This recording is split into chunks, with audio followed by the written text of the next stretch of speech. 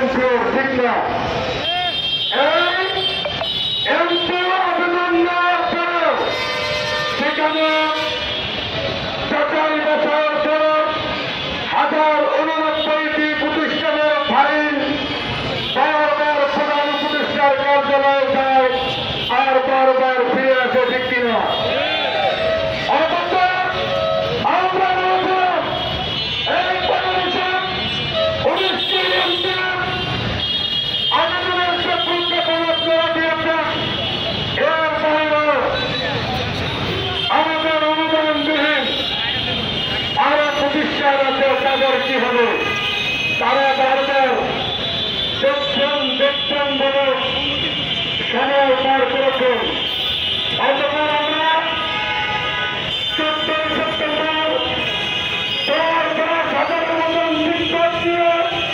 30টিতে থেকে এই জাতীয় পুরস্কারের অবস্থান নিয়েছিলাম সেদিনে বর্তমান সচিবের নির্দেশে তার কার্যালয় থেকে অতিরিক্ত সচিব পাঠিয়ে আমাদের থেকে 1 মাসের সময় নিয়ে আমাদেরকে বাড়িতে পাঠিয়েছিলেন আমরা শিক্ষক জাতি আদর্শের জায়গা থেকে আমরা সময় দিয়েছিলাম আশ্বাসে বিশ্বাস করে আমরা সেদিন বাড়িতে ফিরে গিয়েছিলাম 1 মাস অতিবাহিত হল কিন্তু আমাদের কাজের কোনো অগ্রগতি হল না অনুদানবিহীনদের জন্য কোনো ফয়সালা আমরা শিক্ষা মন্ত্রণালয় কর্তৃক পেলাম না আমাদের 13টি থেকে যায় আমরা প্রতি বছর 13 তারিখ থেকে আমরা এখানে লাগাতার অবস্থান কর্মসূচি চালিয়ে যাচ্ছি আমরা সুশৃঙ্খলভাবে কর্মসূচি অব্যাহত রেখেছি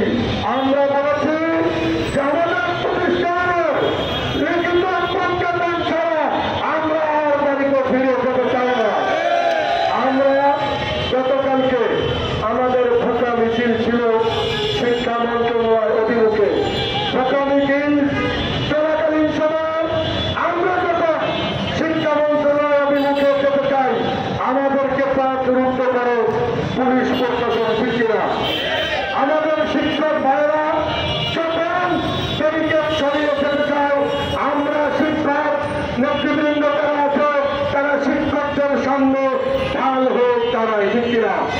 আমরা বলেছি আমাদেরকে সময় দেব শিক্ষকরা লিমিট ক্রস করবে না আমাদের সাথে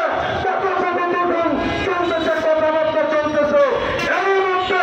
এত উচ্চারী হলো কিন্তু পুলিশ ভাইরা আমার শিক্ষক ভাইদেরকে ডান পাশ থেকে আক্রমণ শুরু করে 3 কিলোমিটার হামলায় আমার একজন এখনো আহত হচ্ছে অনেক শিক্ষকরা আহত হচ্ছে একজন শিক্ষক মাথায় আমার স্কুলে হচ্ছে 12 থেকে 14টা সেলাই দিতে হয়েছে এটা আমাদের ধারণার বাইরে ছিল আমরা 24 পরবর্তী প্রশাসনের কাছ থেকে আমরা এটা কামনা করি নাই আমরা আজকে তার প্রতিবাদে বিক্ষোভ মিছিল করেছি আপনারা দেখেছেন আমাদের শিক্ষকেরা যাতে করে এমন না করে এজন্য আমাদের স্বেচ্ছাসেবক টিম পুলিশ প্রশাসনের সামনেই তারা কিন্তু স্বেচ্ছাসেবকের দায়িত্ব পালন করছে আমাদের শিক্ষকেরা আদর্শের পরিচয় দিয়ে এখান থেকে মিছিল শুরু হয়েছে আবার এখানেই এসেই মিছিল শেষ করেছে ঠিক কিনা আমাদের একটাই কথা আমাদের সকল দাবি সকল কথা বাদ দিয়ে আমার শিক্ষক ভাইয়ের রক্ত যখন এই রাজপথ রঞ্জিত হয়েছে এখন একটাই দাবি সরকার যে ঘোষণা দিয়েছিল জাতীয়করণের সেই জাতীয়করণ বাস্তবায়নের প্রজ্ঞাপন না নিয়ে আমরা মাঠ থেকে যাব না আপনারা কি যাবেন আপনারা কি যাবেন আমাদের জীবনের শেষ বিন্দু দিয়ে হলো আমরা আমাদের অবস্থান কর্মসূচি চালিয়ে যাব তাও লিখিত প্রজ্ঞাপন ছাড়া আমরা মাঠ থেকে যাব না প্রিয় সহযোগিতা শিক্ষক ভাইরা আমাদের মাঝের জন্য আমার